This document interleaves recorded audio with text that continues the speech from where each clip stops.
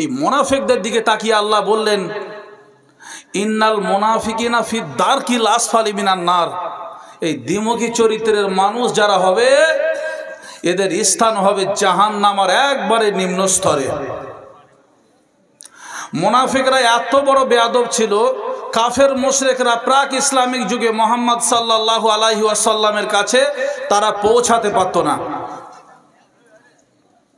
কাফেররা মুশরিকরা তারা আল্লাহর নবীর নামাজরত অবস্থায় ভিতরে ঢুকতে পারত না। মানে নামাজ, মুনাফিকরা যেমন মুসলমানদের কাছে মুসলমানের মতো কথা বলতো, আর কাফের মুশরিকদের কাছে গিয়ে মুনাফিকরা যেমন মুসলমানদের সুবিধা অসুবিধার কথাগুলো প্রকাশ করে দিত, এইভাবে করে আল্লাহ মুনাফিকদের এই দ্বিমুখী চরিত্র, দ্বিমুখী ষড়যন্ত্র সম্পর্কে রাসূল সাল্লাল্লাহু আলাইহি ওয়াসাল্লাম ইভেন সমস্ত মুসলিম মনুষ্য জাতি, মুমিনিন মুমিনাত, মুসলিমের মুসলিমাতদেরকে আল্লাহ অবগত করিয়ে দিলেন, দ্বিমুখী চরিত্রের লোক হইতে সাবধান। কথা বোঝা গেছে? কথা বুঝতে পেরেছেন? তা এখন আমরা সালাত আদায় করি, ইমাম সাহেব জিহরি কেরাতে পড়েছে, আমরা সবাই শুনেছি, ইয়াকা নাবুদু ওয়া ইয়াকা নাস্তাইন। মহান রব, আপনার ইবাদত বান্দেগি করলাম, আপনার কাছে সাহায্য প্রার্থনা করলাম বা করছি, ইহদিনাস সিরাতাল মুস্তাকিম, the great straight way, right way, আপনি আমাদের সকলকে সহজ সরল পথের পথিক বানিয়ে দিন।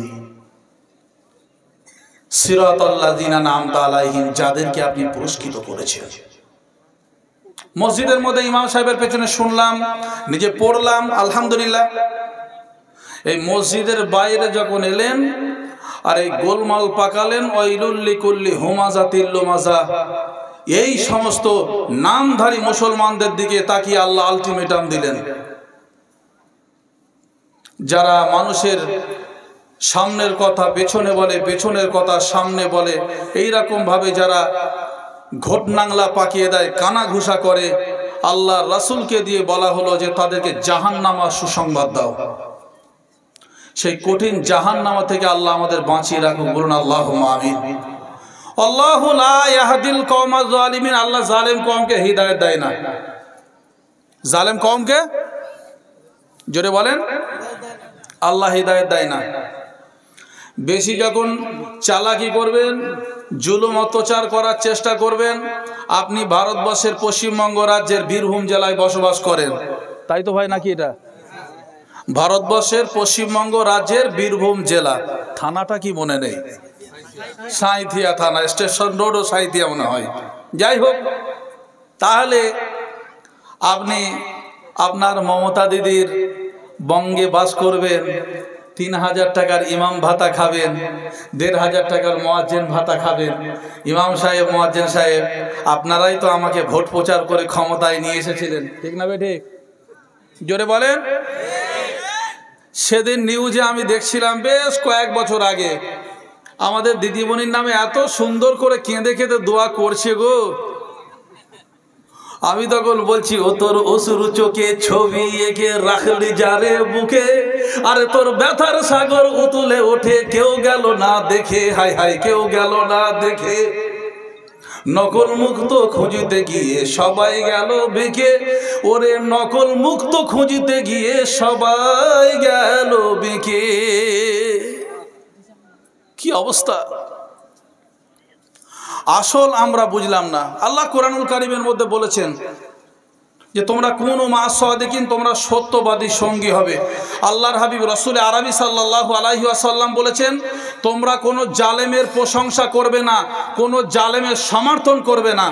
এবার আপনারা বলবেন, ভাববেন, বুঝবেন কোন জামানায়, কি হালাতে বর্তমান জামানায় মুসলমানদের, এই ভারতবর্ষের পশ্চিমবঙ্গ রাজ্যে বলেন, সারা ভারতে বলেন, মুসলমানদের যা অবস্থা, এখন মুসলমানদের করণীয়টা কি?